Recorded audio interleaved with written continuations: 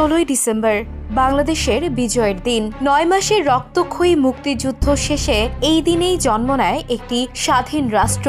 অথচ সেই ঐতিহাসিক বিজয় দিবস ঘিরেই এবার নতুন বিতর্কের জন্ম দিয়েছেন ভারতের প্রধানমন্ত্রী নরেন্দ্র মোদী। आप भी मौसम का मजा लीजिए। ফেসবুকে দেয়া এক পোস্টে 1971 সালের 16ই ডিসেম্বরকে ভারতের বিজয় দিবস হিসেবে উল্লেখ করলেও সেখানে একবারের জন্য বাংলাদেশের নাম আসেনি।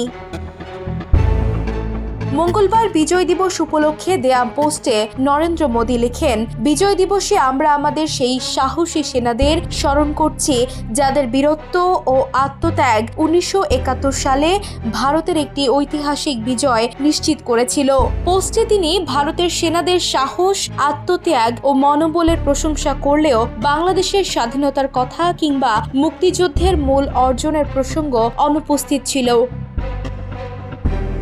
মোদির এই পোস্ট সামাজিক মাধ্যমে আলোচনার জন্ম দেয়, কারণ ঐতিহাসিকভাবে 16 ডিসেম্বর বাংলাদেশের বিজয় দিবস, যেদিন পাকিস্তানি হানাদার বাহিনীর বিরুদ্ধে দীর্ঘ সশস্ত্র সংগ্রামের পর বাঙালি জাতি পেয়েছিল কাঙ্ক্ষিত স্বাধীনতা। যুদ্ধের শেষ পর্যায়ে ভারতীয় সেনাবাহিনী মুক্তিবাহিনীর সঙ্গে যুক্ত হলেও মূল বিজয় ছিল বাংলাদেশেরই। এর আগে অবশ্য ভারতের সেনাবাহিনী আলাদা এক পোস্টে বাংলাদেশের মুক্তিযুদ্ধের বাস্তব ইতিহাস তুলে ধরে। সেখানে বলা হয়, বিজয় দিবস কেবল একটি তারিখ নয়, এটি 1971 সালের যুদ্ধে ভারতীয় সশস্ত্র বাহিনীর চূড়ান্ত বিজয়ের প্রতীক। একই সঙ্গে তারা স্বীকার করে নেয়, মুক্তিবাহিনী ও ভারতীয় সেনারা কাঁধে কাঁধ মিলিয়ে লড়াই করেই বাংলাদেশের স্বাধীনতা অর্জনকে চূড়ান্ত রূপ দিয়েছে।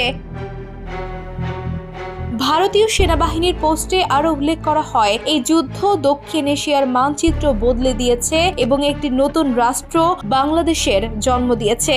পাকিস্তানি বাহিনীর চালানো গণহত্যা, নির্যাতন ও নৃশংসতার অবসান ঘটাতে এই বিজয় ছিল ঐতিহাসিক।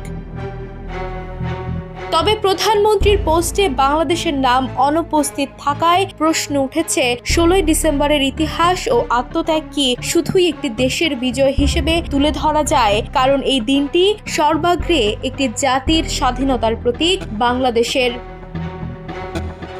Desk report, the news. দেশে দেশে সবার সাথে দ্য নিউজ।